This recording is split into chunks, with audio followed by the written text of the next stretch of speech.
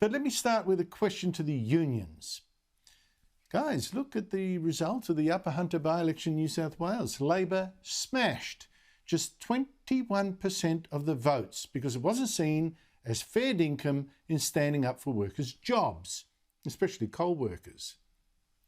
In fact, get this, federally, of the 8 seats with the most coal miners, only 1 is now held by Labor. Otherwise, Dawson in Queensland, the Coalition. Capricornia, the Coalition. And the question for union bosses is, if you really are looking after your members, particularly blue-collar workers, why do you keep automatically backing Labor? Why do you keep even paying for it? Shouldn't you be asking all the big parties, come, make us an offer.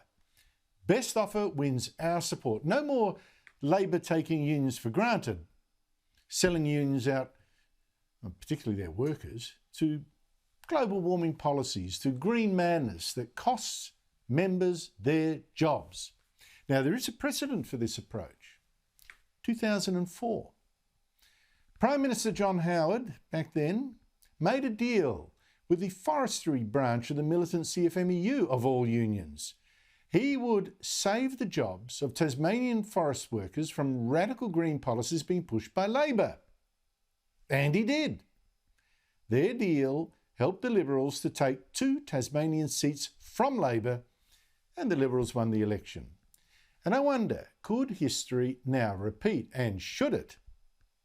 The same union, CFMEU, the head of its New South Wales Mining and Energy Division, has just given Labor an almighty spray.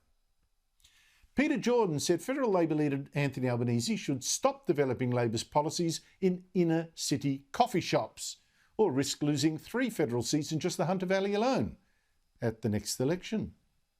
And he said it was absolutely disgraceful that Labor, the party of the workers, had opposed a $600 million government-funded gas plant in the Hunter.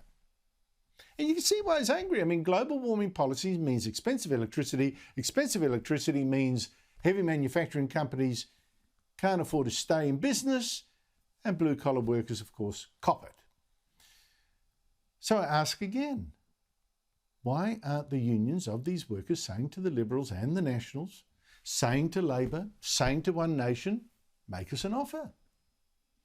Or are too many of these officials in charge thinking, well, but Labor's actually a great career option for me. You know, when my union career is over, I can maybe get a seat in Parliament from Labor.